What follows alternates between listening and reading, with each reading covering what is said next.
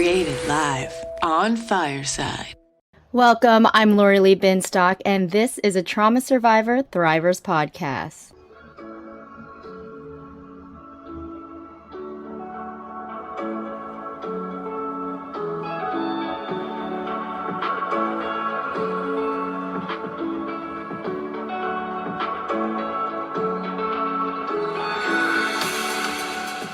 Thank you so much for joining me live on Fireside Chat, where you could be a part of the conversation as my virtual audience. I am your host, Lori Lee Binstock. Everyone has an opportunity to ask me or our guests questions by requesting to hop on stage or sending a message in the chat box. I will try to get to you, but I do ask that everyone be respectful. Today's guest is David Crow, author of the multi-award-winning memoir, The Pale-Faced Lie, A True Story. Through grit, resilience, and the thirst for learning, he managed to escape his abusive childhood, graduate from college, and build a successful lobbying firm in Washington, D.C.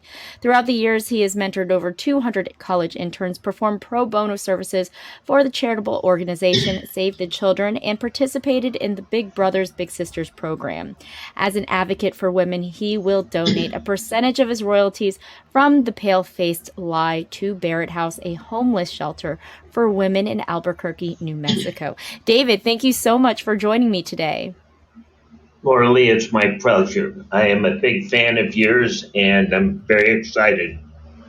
Oh, thank you so much. I wanted to talk about your amazing memoir, The Pale-Faced Lie. It has garnered so many awards. Could you talk a little bit about your book, why you decided to write it, and did you expect this type of success it received? One, I did not expect this type of success. It took me a very long time to write it. I think you would know this very well. Most people have been through real trauma. Don't just go out and start talking about it, telling people about it, regaling them with details. For most of us, at least me, I was deeply ashamed, very much felt guilt. Some survivor guilt, but just guilt about being a part of such a really difficult family. And when I finally decided to write it, decades after most of this went on, there were two things that struck me. One is, unless you really find a way to deal with severe trauma, it never goes away. If you wake up in the middle of the night, you dream about it, you think about it, but it also seeps into your personality in ways that you don't even know. And so one of my favorite expressions is, childhood is a city you can never leave. And if you had enough trauma, you're going to have to find a way to leave it. It won't leave you. As you get older, you won't just get better. It never leaves. So to answer your question, by the time I decided to write it, I had found a way to work through most of the issues. And I decided that I felt that there are a lot of people in the world who really never overcome their trauma if it's severe enough.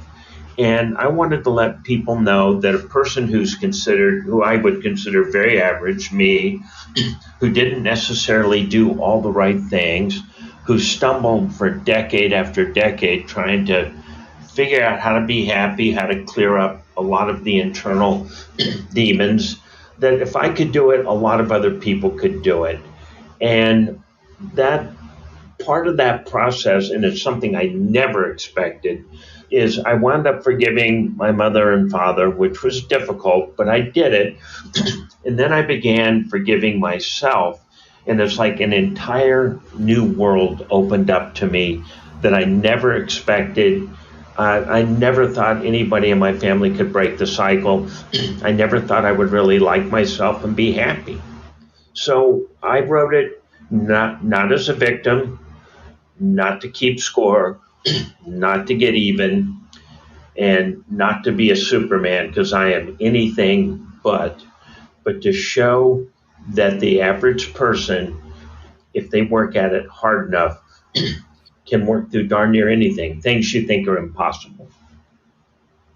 Wow, that's a great message, because it is true. I mean, it's really hard to overcome childhood trauma. And sometimes you think it's just your fault. Oh, maybe other people are like this, or this is just how I'm supposed to be for the rest of my life. Because I know that's how I felt for a very long time. I'm sure. Yeah, yeah, and I think it's hard to seek out help when you think, oh, this is just me. Right. And there's nothing I can do to get this off of me. It's almost felt like, and I mean to interrupt you, but like you've fallen into mud that's got stinky mud or garbage on you, and you get up and you can never get that off of you. That I used to always think, well, the apple doesn't fall far from the seed. I'm going to be like my dad or my mentally ill mom. There's no way to escape her because I have half her gene pool. I just really went for a very long time thinking I could be no better and do no better. And Laura Lee, I know you know this better than I do because you've done such a great job with this podcast. But I've received over 20,000 reviews on Goodreads, and it's almost 12,000 on Amazon. And there are two kinds of messages that really upset me. One will be from an older person, and they'll say, I went through something very much like you. I can never trust. I can never love. I'm going to die alone. I know I'm fat, stupid, ugly, you name it, whatever the horrible connotation is, that's been beat into them by the people that should have loved them that didn't, and they were never able to break through that. And that really upsets me. The other upsets me, I get a lot of letters from prisoners because there's a lot about my dad's life in a maximum security prison in the book. And it's like, I grew up like you, I had a dad in prison like you, violent criminal, and now I'm serving like my third 10-year term, and my kids won't be there on my deathbed because I'm such a horrible guy. And I write every one of the prisoners back, and I'll say, I understand a lot went wrong for you and that you've done a lot wrong. But your goal should be to get out of prison, support the woman that brought you these children, make sure that you're a presence in their life, and be their hero on your deathbed. Break the cycle. You still have time to do that. Who wants to die in a jail cell where everybody hates you and you did horrible things? You can change that. And stop being a victim and stop pretending that you can't make good decisions and that you don't have any choice in the matter. You do. You have a choice, and you're going to stumble, fall back, one step forward, two steps backwards. I did that 1,000 times. Never give up. Yeah, I think that's the hard part, right? A lot of people think, oh, healing and recovery is linear. It's a straight line, and the truth is, it is one step forward, two steps back, and that's how it's going to be for a little bit. But trust me, from your experience, from my experience as children of abuse, it's hard. But there's light at the other side that I feel like a lot that I didn't even know existed, right? I'm living a life that I'm like, I don't recognize who I was 5 years ago. Right. So that's a really hard thing, I think, for people to understand. Yeah, absolutely. And I think that the thing, I was talking to somebody yesterday, and it's who'd been through something like you and me, and it's that you don't think you deserve better. I can't tell you how many times I'll get a letter from a woman, my dad beat my mom. I married a man who beat me. And you think we fall into cycles. We fall into what we think we deserve. You don't deserve to be treated right.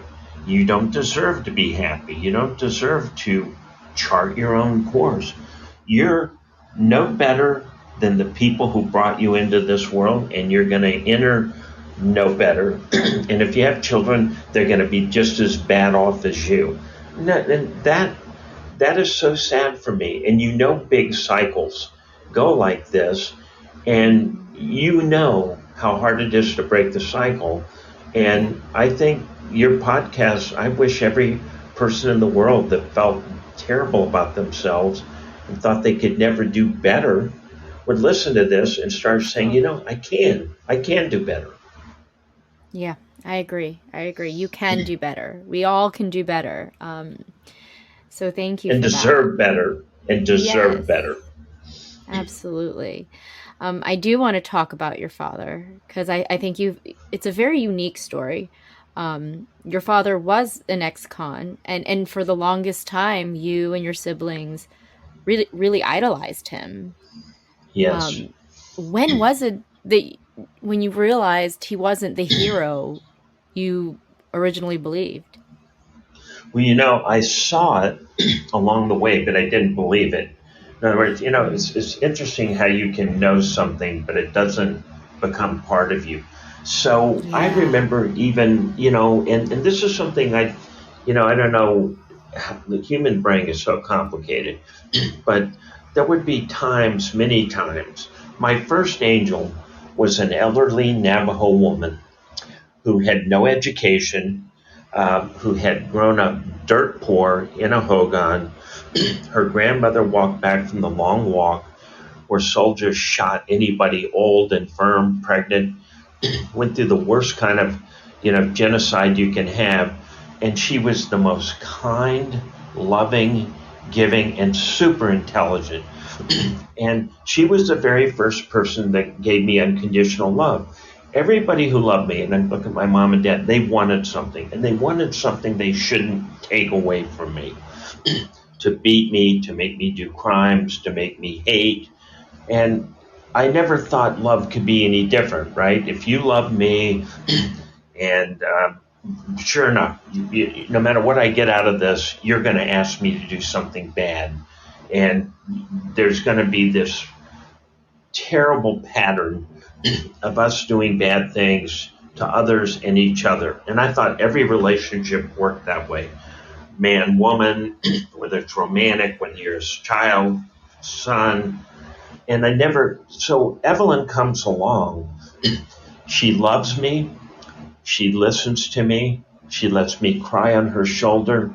She tells me about kindness, about being gentle, about harmony, and all she wants from me is to wipe my tears, clean the blood off of me, and make me better. And I remember that was an incredible epiphany that I could never understand it.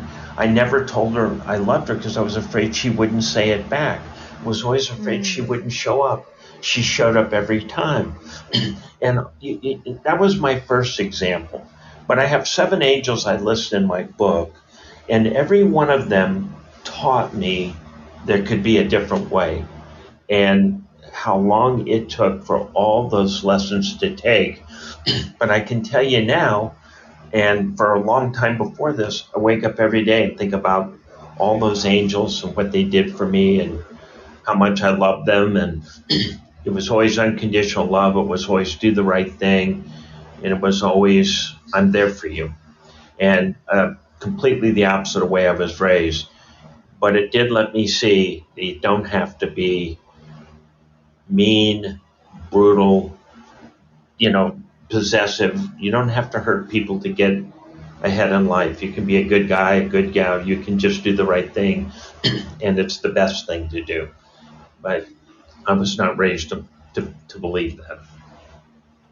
I think that's what's amazing about these guardian angels that we have that, at the time you don't realize they're just kind souls who are helping you along the way. I look back and think of all these, friends' parents who made me feel loved. Um, and these people are very important. It's the kindness of Yes, strangers that I feel really help people who struggle with trauma. Because when you struggle with trauma, there's so much, there's lack of trust there. You're too scared to trust anyone. But yeah, when there's someone who shows you that you can, that really helps propel you out of, you know this mindset that you're in, like, I can't trust anybody. um you talk about in your book, your father had you basically do his bidding commit crimes. Can you talk Yes. a little bit about that? And how did you react to that? Well, as a kid, I think my father was so intelligent, big, strong, and my mom very weak. And I love her very much, but she didn't play much of a role in doing anything except needing me. There were plenty of times when I felt like she was my child. But Dad was Mm. big, strong, smart. He's going to teach me how the world works and what I need to do when I get in the world. Well, all the lessons are everybody lies, everybody steals, everybody cheats. Um, it's the law of the jungle. You take what you want, and your only goal is to be smart enough not to get caught. You live by a certain code, and the code is if anybody wrongs you, you wrong them times 10. An eye for an eye, a tooth for a tooth, and beyond. Even how he would talk about women. That's a woman I could use. I'm 10. What the heck does that mean? But it Mm. meant that's all they are. They're tools. They're things that they're for your pleasure and they're for nothing else. And there were all these lessons, and then more specifically, we would go out and steal very expensive tools, and then I would help Dad fence them, sell them to to people who would resell them. So he was the safety officer for the Navajo Indian Reservation in the Fort Defiance Agency during my first stealing. And so he was in charge of these giant warehouses, Quonset huts, that had very expensive power tools. And they didn't have particularly good inventory, and they had more tools than they needed, and they were in warehouses everywhere. And he had keys to everything.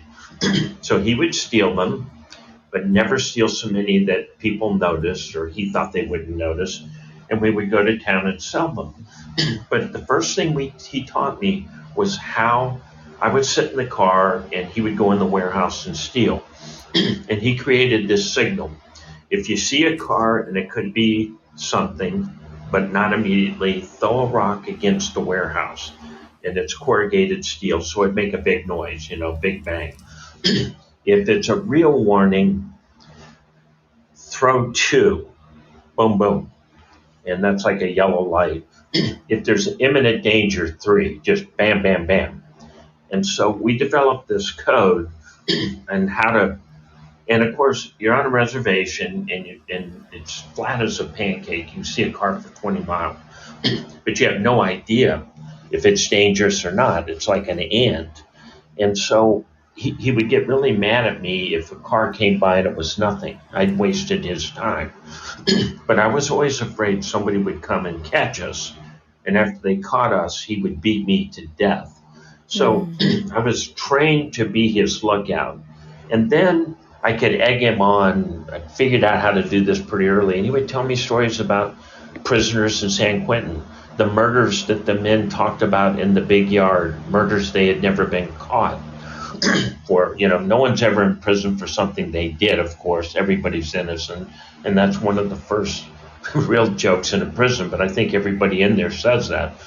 He taught me how the inner part of a prison works, how violent criminals respond, what he did to defend himself. And he took me into a world, deep into a world of physical harm and crime, life, death. Some dads teach their kids about baseball, how to do their math homework. My dad taught me how to be a master criminal and how to set my own code and not get caught. That was his goal. When did you, I know that you had these guardian angels who were guiding you, but I mean, it's hard to believe that's, with your father teaching you how to be a master criminal, how to not grow up to not be a master criminal. Well, Did you that's did you right. did you experience anything from this post-traumatic, you know, stress of this trauma? Was there ever a time in your life where you felt that you needed to go that route? Well, it's funny you asked that, because this is it's a fabulous question, and I get it from prisoners themselves who are behind bars serving long sentences, right? So what you're bringing up is very real. And I guess I remember this is something in the book that that really hit me as much as Evelyn's love hit me. Dad loved boxing, and boy, he really wanted to see his favorite fighter beat the other fighter to death, right? He just, like gladiator stuff. And there was a particular boxing match that's in my book where Dad really anticipated it. And it was the two fighters, one had disrespected the other, accused him of being gay. And that was way back in the day, you could never even say that word. That somehow this boxer during the weigh-in slapped him in the rear, and he disrespected him. He broke the code. So Dad and I were going to listen to this fight, and we're going to sit in the car because it had the best radio that we had. So we sat in the garage in the car, and the fight goes on. And as the fight goes on, Dad's getting more and more animated. I thought he was going to knock the windshield out with his fist. He's screaming, kill, kill, kill. Well, at the end of this fight, the boxer that Dad hated was beaten so badly that the last round, he couldn't put his hands up. His eyes were closed, and the other boxer was slamming him into the ropes, and he would bounce back, and they would hit him again and again and again. It was really homicide. And at the end of the fight, the boxer fell straight down on the canvas without even raising his arms to break the fall. And Norman Mailer was the guy doing the announcement, very famous guy back in the day. And he said, I've never seen one man hit another so hard, so often in any fight ever. And Dad was screaming and yelling, kill, kill, kill, kill. And of course, the guy went into a coma and died. And Dad turned to me and he said, that's what you do. You kill when somebody breaks the code. And I threw up, and I was sickened. And my internal moral code said, this is 100% wrong in every sense of the word. I don't want to be anything like that. And so inside, I was fighting back, but I was scared outside to do anything about it. But my own internal moral code said, this is horrible. You don't want to be anything like this guy. Wow. Yep. You had that in you. And I think I had that in me. And my siblings did too. I mean, I have a younger brother who's much bigger, stronger than me. He wouldn't hurt a fly. And, my older sister's basically a hippie.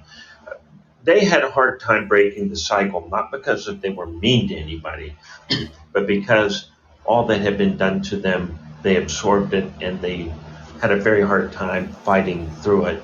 But none of us are violent. None of us are mean.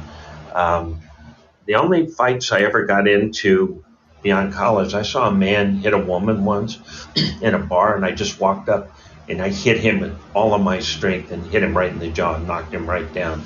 And I probably shouldn't have done that, but I was so upset that he did that. And because I watched my dad beat my mom. And, I really despise people who are violent, who are bullies.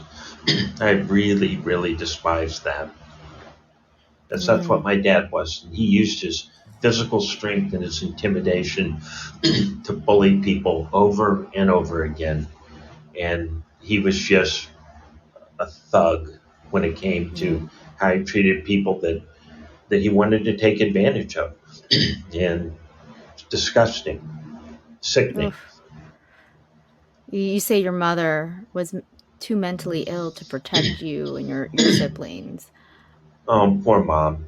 Dad beat Yeah. her to a pulp. I mean, mom has a ninth grade education, probably knows as much as about a third or fourth grader. She had a terrible life. I mean, she didn't come close to breaking the cycle. She just was more of a kid than we were. When my dad abandoned her, the year he abandoned her and she went homeless, the reason I went with him instead of her, I loved her. I felt sorry for her. The hurt I did for her being a part of what made her feel abandoned, something that I've had a hard time working with. I've worked through it, but it's still there. I knew that if she stayed in our house, he would physically kill her, probably right in front of us. Now, poor mom never stood a chance. And every time I give a big check to the Barrett House, the homeless shelter in Albuquerque, it's the kind of place I wish she had available to her when she went homeless. But there was a man who's basically a one-man philanthropy who she somehow knew through my dad's work. Somehow she knew about this guy. And she kept calling him. She's sleeping in her car. She was sleeping in a park. She had very little money, no place to go, very little food.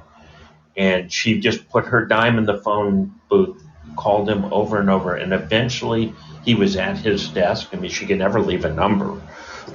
And he came and got her a place to live, got her food, got her clothing, got her a waitress trainee job at a place called the Copper Bowl in Albuquerque, and got her legal help to eventually be able to see her kids. He saved her life. And if it wasn't for him, a man named Jack Daniel, and I tried to go back and thank some of the angels, and he wasn't my angel, he was her angel, but he's everybody's angel because he stopped her from being killed. And basically, I look at the shelter that I donate to, and I think how many of my moms are out there where somebody's beaten them to a pulp and they have nothing. And that stays with you. That stays with you. Yeah, I can imagine.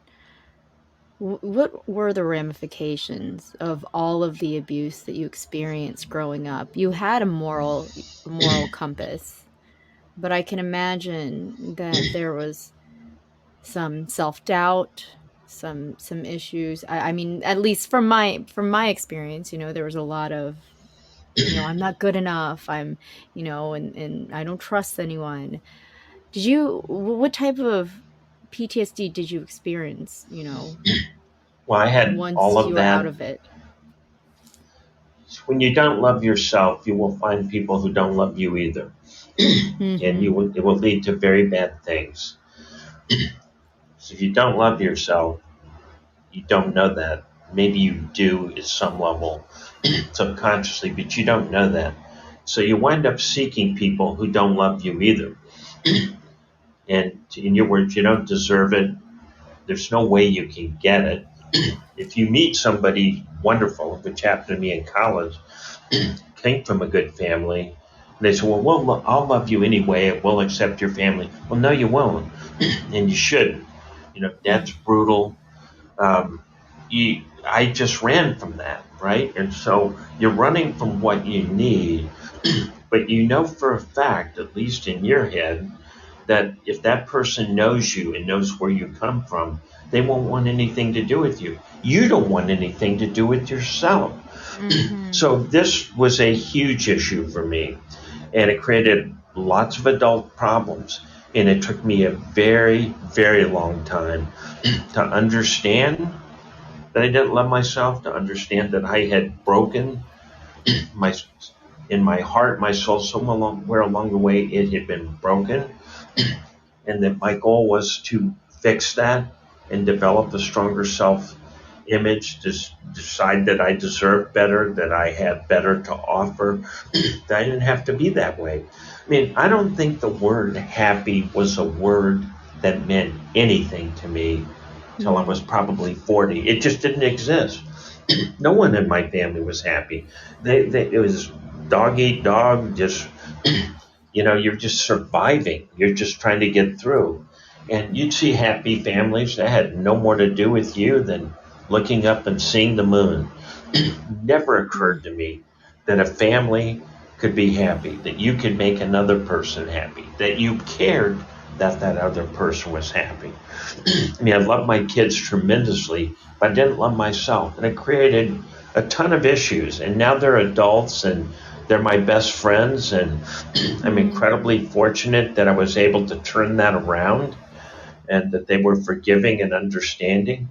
And every time I look at them, I say, thank God you broke the cycle. You don't hate yourselves. You don't think badly of yourself. You've attracted great spouses. You've attracted, you're in great profession. You're respected. You're loved. And you show that kind of love. And I tear up every single time because I never ever thought anything like that could come into my life. Wow. That's beautiful. That is beautiful. That actually made my eyes water.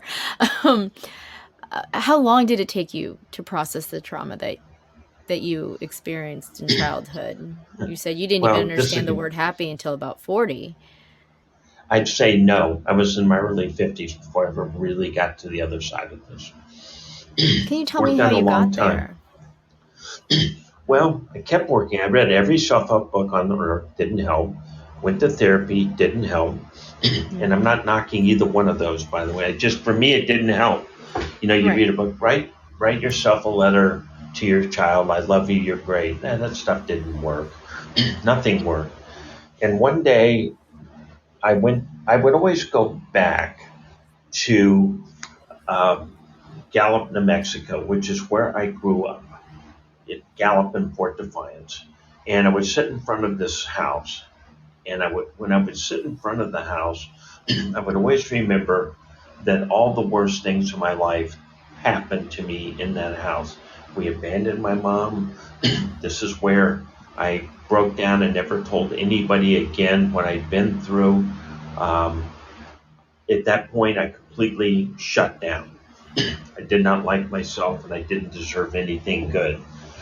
When I was in my very early 50s, maybe 51, 52, I would always go back to Gallup and always sit in front of that house. And a man in that house ran out, knocked on the window, and said, "You keep coming by my house. Why are you doing this? What is wrong with you? You're like some kind of weird stalker." And I said, No. I lived in this house. This is where all these bad things happened to me. He didn't believe me, but I described every single thing in that house to a point where he said, "Oh my God, you must have been that kid." I said, "There's a rust streak on the pipe in the basement on the left side. The green and black tile is chipped."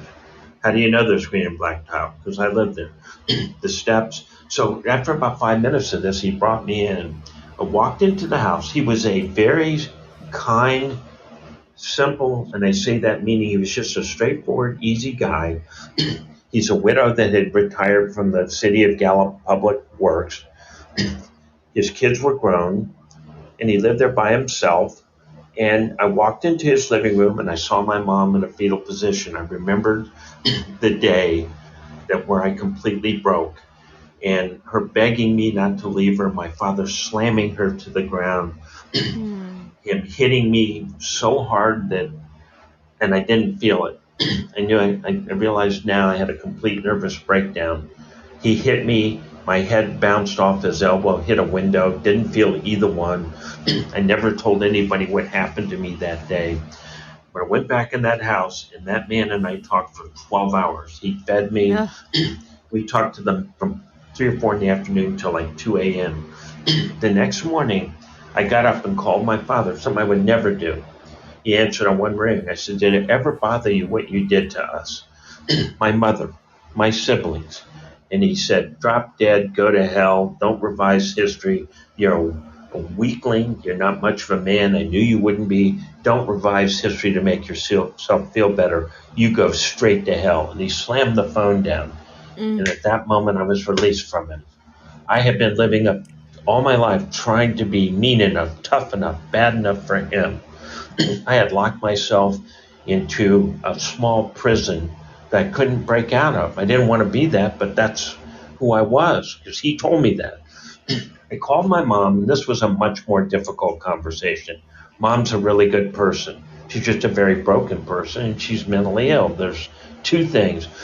And I said, did you feel badly that when you went homeless, you begged me to go out on the street with you, to cut grass, deliver newspapers, we'd go on welfare, I'd be the man of the house. Did it ever occur to you what you did to a 10-year-old boy?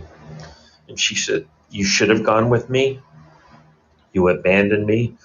You have a lot to answer for, and you know that. When I put that phone down, I said, okay, here's the prison that you've built. Brutal father that wishes you were probably killing people. A mentally ill mother that wanted you to be the husband, father, protector. You're 10 years old. You're 52 years old, and you're still that traumatized kid that is trapped between these two pieces. You've got to forgive them, and you've got to free yourself. And very gradually, every day got better for me from that moment on. Do you have a relationship at all with either of your parents? At the end of the book, you'll find that I was my dad's legal and medical guardian. And several times he said to me, I would have never done this for you. And I said, I know that. I'm going to be the son you don't deserve for the father I did deserve. And understand completely, I'm not doing this for you. I'm doing it because it's the right thing to do. And we talked and talked and talked that last year. And I said, I'm going to write a book about this. I'm going to teach people how to overcome a monster like you. And he said, I don't understand. And I said, you don't have to. I'm going to take care of you. I love you. I'm going to do anything I can to make your life better. On his deathbed, we both knew he was going to die. He pulled me down. His right hand was still strong enough to break, a timber. He pulled me down and he said, I want you to kiss me. I'm like, what? Yes, I kissed him on both cheeks. I know this sounds ridiculous. And he said, you're the only one I really love. You were always the one. And I said, Dad, all 4 of your children deserve the love. They were all great people. They are great people. We all loved you no matter what you did to us. Just know that. And he said, and I knew it was the final moment. And I said, any regrets, Dad? And he said, there's still a few bastards I wish I got. I laughed. He laughed. I said, Dad, you're going out on your own terms. You're going out the way you want to go out. You have 4 kids that love you. We admire you in spite of everything. And he said, I just want you to do one thing. Give me one hell of a eulogy. I said, I will, but I will tell no lies. But I will. You could read or write. You could read at age 4. You pick cotton, back-breaking labor when you should have been in school. You have a genius IQ. The distance you came from where you started, where you end is unbelievable. You could have done anything with your life. You were that smart and that strong. But I'm not going to lie about the other things. I'm not going to bring them up. Funeral's no time for that. And my siblings got really mad at me about the eulogy. They said, oh, you should have said all these things about what he did. And I said, that's not where you do it. The funeral's not a place to air dirty laundry. Talking in front of strangers or people that you don't need to subject is not the place for this. You're not trying to keep score and you're not trying to get even. What you're trying to do is live a good life. And what you want to do is come to terms with the parent if you can. I came to the best terms I could. It was never perfect, and he frequently criticized me for, even when I would go to work and sleep all night and just brush my teeth and go straight back to work to take care of him.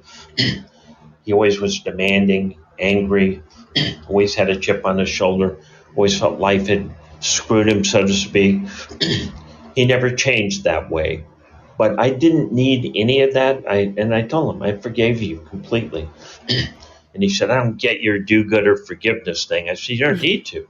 You don't need to do anything except try to behave around nurses and doctors, and just, which he didn't. He grabbed one nurse by the rear end and squeezed her. I took his hand and said, I'm going to break your hand off. You're going to apologize if you ever touch another female in this hospital. I will put a pillow over your head and you'll go out right then. You're not going to do that. He said, oh, okay. I mean, he was a mess till the end. He was a total mess. But that's okay. I think what I want to tell any trauma survivor is forgiving them isn't saying it's okay, and it's also not getting anything back. You're doing this for you. Everything's about you. You need to get better, and hating the people who did this to you isn't going to get you to your next place. Absorb it, understand it, get rid of it, kind of like you would wiping that mud off of you. But by all means, don't let them live in your head rent free. And I got one letter from a woman who said, I hate you. Your book is full of you know what, and you're an idiot. And I was molested. And I said, yeah, my sisters were too. How can you forgive a molester? That makes you a molester. I said, no. What you're not understanding is you forgive the unforgivable, so to speak, by understanding they're not going to change. There's nothing you could have done. And they're not going to be any different. They had one more chance to be a molester, they would. But you've got to get that out of your head, and you've got to get on a path to your own peace. And she said, you're totally wrong. I hate everything about your book and your message. And I wrote back, you're perfectly entitled to do that. I never said I was all-knowing. My book was about my path to a better place. I hope and pray your path will get you there. She sent one last note. I'm miserable. I hate life. My brother killed himself, and I am the most unhappy person in the world. And I said, I hope to God you can find a way to change that. I'm sorry that my way wouldn't work for you. And that was the end of it. So, you know, it's not, and, you know, I'm not like a doctor of psychiatry. I have no idea if anybody else could do this. But I do think there's universal lessons here. And it's that if you have some forgiveness in your heart about the people who did it, you're doing it to heal. And you're doing it to like yourself better. And you're doing it because every person you touch, whether it's a spouse or a child or a neighbor or colleague, the better you are, the better you give. And you've got to find a way to do that. And I simply wrote how I did it. Took way too long, way too many mistakes, way too convoluted, but I got there. And that's all I can say. I got there. I'm in a good place. I've been in a good place. And all of the healing has helped me with every relationship I have. Every single one of them. And for me, that's enough. Yeah.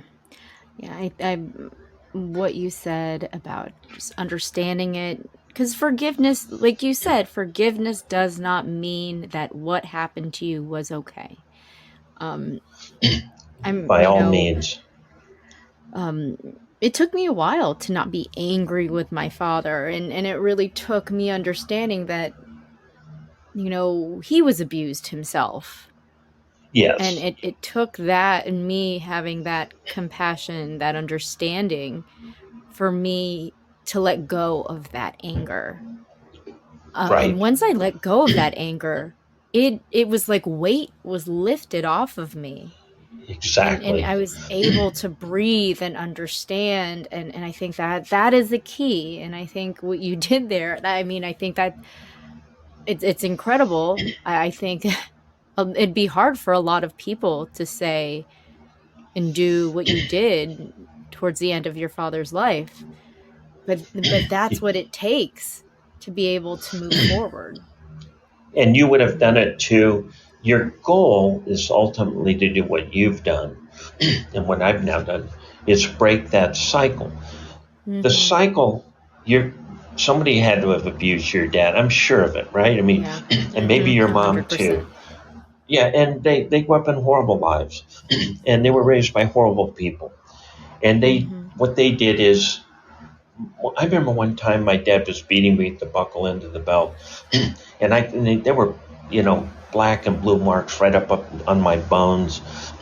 My entire legs were just purple from my knee to my hip. He just wouldn't stop beating me. And I just begged him, Dad, stop, stop. And he beat my brother worse. And he said, my father beat me with a wet rope till I couldn't walk. And that's what crow men do. And I remember thinking, I said, why? Did you hate what your dad did to you? That son of a, how do you think I feel about you? I don't give a goddamn. And you're like, really? So what you've done, Laura Lee, and what I've done is we're not doing that to the next generation. And we're not doing that to our partners, our colleagues, niece, nephew, cousins, people that are in your life. You're breaking that cycle. You're giving them a positive force that's going to help them. To go up and hit somebody because you were hit. Well, I was hit, so I'm going to hit you. You're like, really? That's the cycle. Yeah, I was abused terribly, so why don't I abuse you worse? I want you to really understand what this was all about. You think, wow, you got to this point in life, and your goal is to give worse than you got. Yeah. Wow. It's absolutely. And you they feel bad about what they did. How can you like yourself when you abuse somebody else? How can you? Right. Yeah. And it is hard to break the cycle. I get that.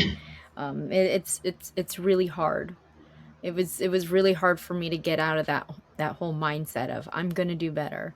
It first took me understanding that I could do better, that there was something else out there Exactly. than what I was living. Exactly. Yeah. So That's the light. That's the light bulb that goes off. I don't have to do this. I don't have to repeat this. Because if you do, the people you will attract are like the people that raised you. You will stay in that loop. No one, if you can attract someone far better than you, it won't last when they find out that you're not better. And you see what, like water and humans seek their own level. What you want out of your life is to raise your level to want somebody that loves you back, treats you right, likes themselves, has respect for all of the things they should have, and then your life gets much, much better. But when you're seeking what raised you, you just sink lower and lower and lower. And the sadness is so many people can't break through. They just can't. That's so true. That's the hard truth. It's seeing that you can do better and wanting it, and that takes a lot. But I appreciate you sharing your story and just the story of resilience and of post-traumatic growth, because it is achievable. And I think that's what people need to be able to see that. And so I'm so grateful. Well, thank you. And if they do read The Pale Face Lie, the